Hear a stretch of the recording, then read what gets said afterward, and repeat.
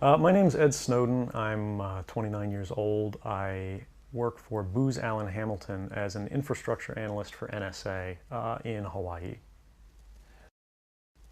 What are some of the positions that you held previously within the intelligence community? I've been a systems engineer, systems administrator, senior advisor for the Central Intelligence Agency, solutions consultant, and a telecommunications information systems officer. One of the things people are going to be most interested in trying to understand who you are and what you're thinking is there came some point in time when you crossed this line of thinking about being a whistleblower to making the choice to actually become a whistleblower. Walk people through that decision-making process.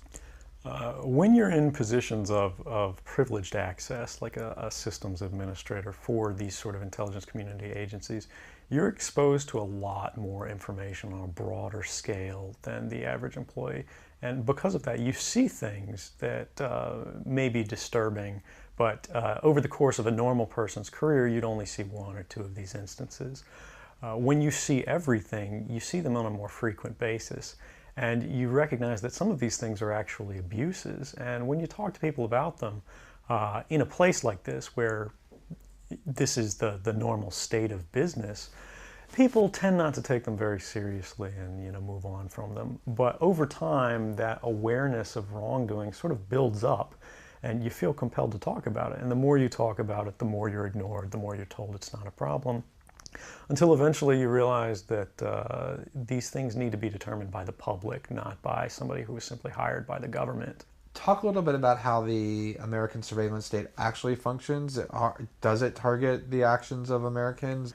NSA and the intelligence community in general is focused on getting intelligence wherever it can, by any means possible, that it believes on the grounds of sort of a self-certification that they serve the national interest. Originally, we saw that focus very narrowly tailored as foreign intelligence gathered overseas. Now, increasingly, we see that it's happening domestically. And to do that, the NSA specifically, targets the communications of everyone. It ingests them by default.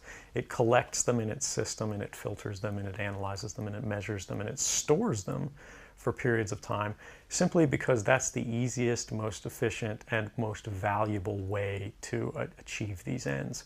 So while they may be intending to target someone associated with a foreign government or someone that they suspect of terrorism, they're collecting your communications to do so. Any analyst at any time can target anyone, any selector, anywhere. Where those communications will be picked up depends on the range of the sensor networks and the authorities that that analyst is empowered with. Not all analysts have the ability to target everything, but I, sitting at my desk, certainly had the authorities to wiretap anyone, from you or your accountant to a federal judge to even the president if I had a personal email. One of the extraordinary parts about this episode is that usually whistleblowers do what they do anonymously and take steps to remain anonymous for as long as they can, which they hope often is forever.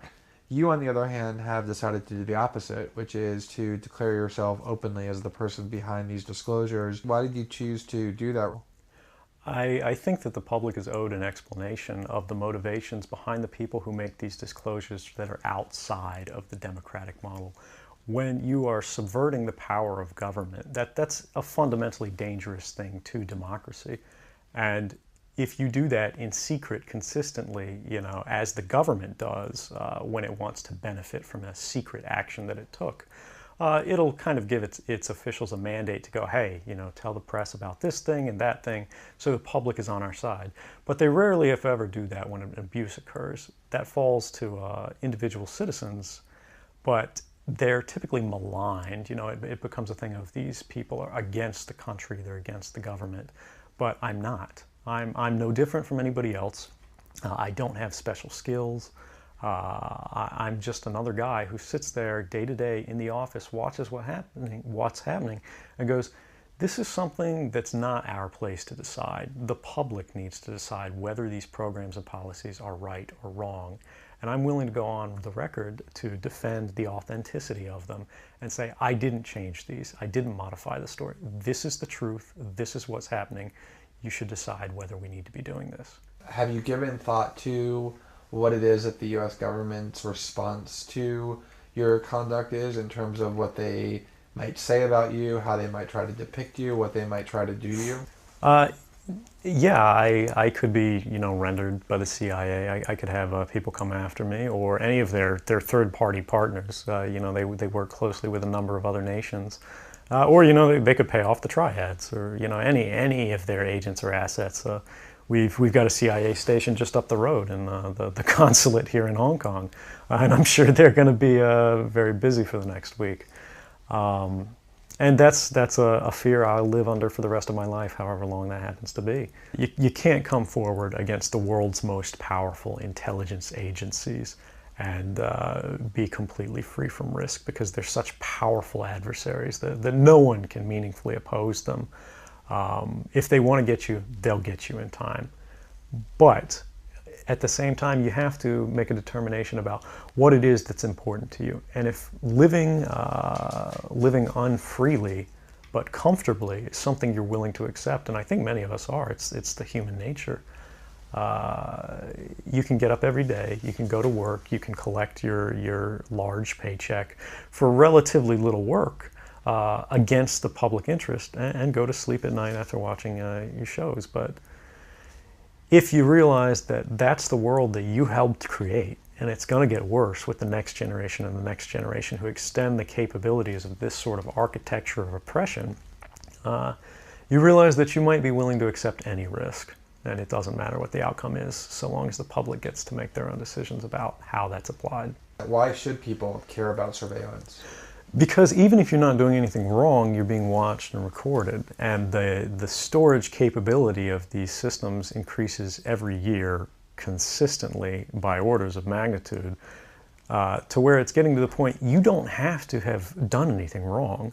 You simply have to eventually fall under suspicion from somebody, even by a wrong call.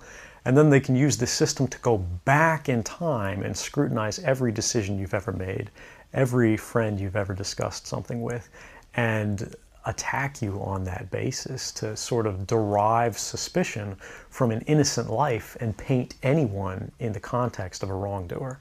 We are currently sitting in a room in Hong Kong, which is where we are because you've traveled here.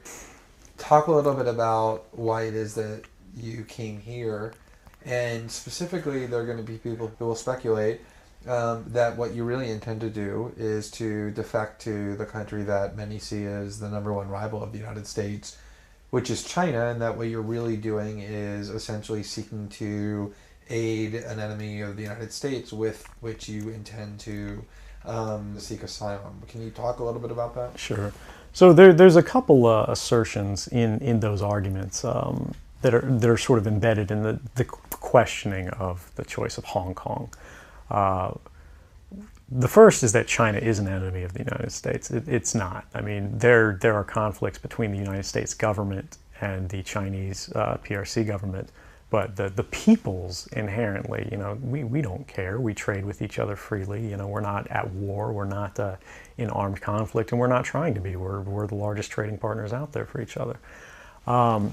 Additionally, Hong Kong has a strong tradition of free speech. People think, oh, China, great firewall.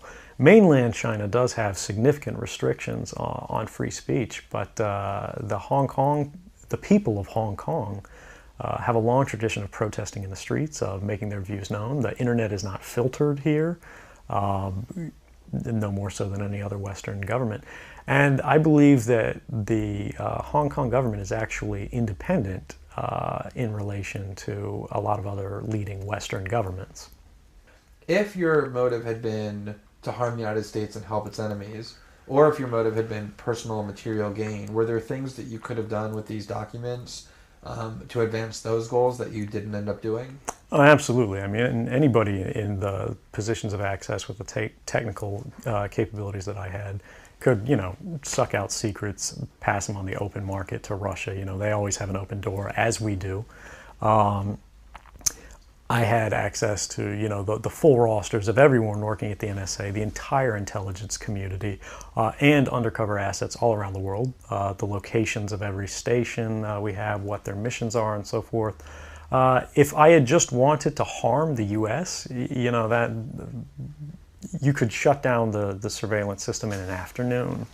But that's not my intention, and I think for anyone making that argument, they need to think, if they were in my position, and you live a privileged life, you're living in Hawaii in paradise and making a ton of money, what would it take to make you leave everything behind?